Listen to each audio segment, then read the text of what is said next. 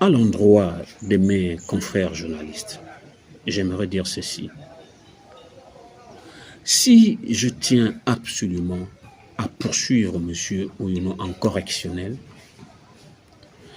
c'est pour l'exemple. Il n'est pas question que n'importe qui se lève dans ce pays et il va agresser des journalistes en plein exercice.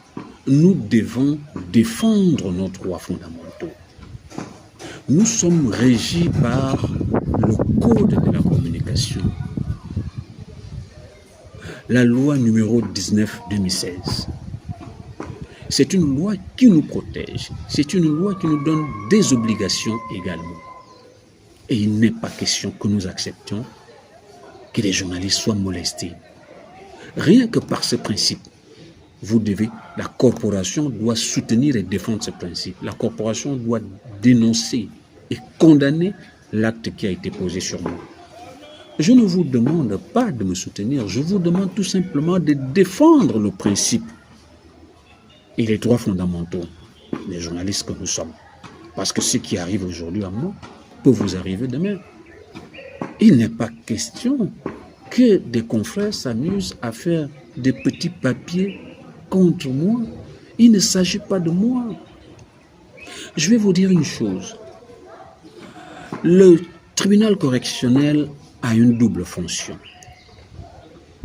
La première fonction est effectivement de punir des individus ou des personnes qui sont reconnus coupables de délits. Les délits, ce sont des actes qui sont défendus, qui sont interdits par la loi.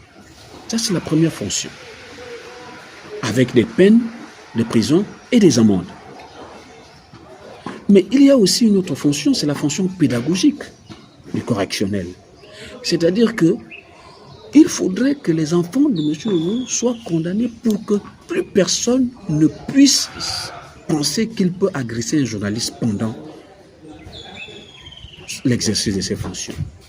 Donc la fonction pédagogique du correctionnel, c'est aussi de montrer l'exemple, de dire à la société que voilà, il est interdit de violer des lois. Il est interdit de commettre des délits.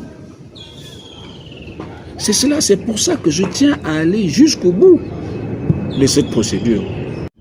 Donc, si vous voulez, en tant que journaliste, écrire des petits papiers contre moi, mais c'est sans intérêt, mais vous vous tirez la balle au pied, parce qu'il s'agit de notre profession que nous devons défendre. Il s'agit des principes de notre profession que nous devons défendre. Il est évident que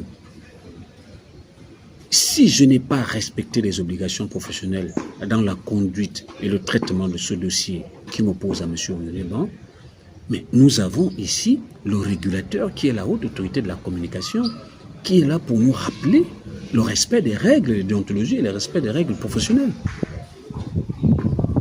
Je ne vous demande pas de me défendre. Je vous demande de défendre le principe.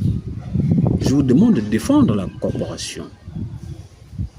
Et je vous demande également d'aller sur le terrain. Allez-y faire des enquêtes. Allez-y mener vos enquêtes. Moi, j'ai mené des enquêtes. J'ai fait des publications. Mais allez-y sur le terrain si vous voulez écrire sur ce dossier. Allez-y fouiller, allez-y au parquet, allez-y à la DGR. Vous allez vous instruire, vous informer de cette procédure. Vous aurez de très bonnes informations. Allez-y voir les familles qui se plaignent. Allez-y voir les voisins.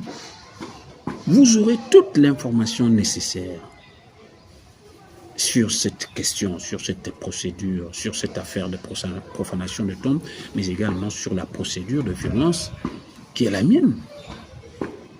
Plutôt que d'écrire n'importe quoi, appelez, je suis votre confrère, vous prenez votre téléphone, vous m'appelez, je vous donne la position.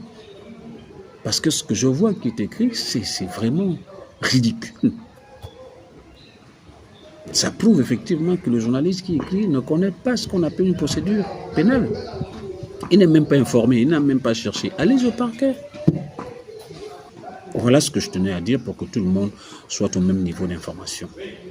Je vous remercie de votre attention.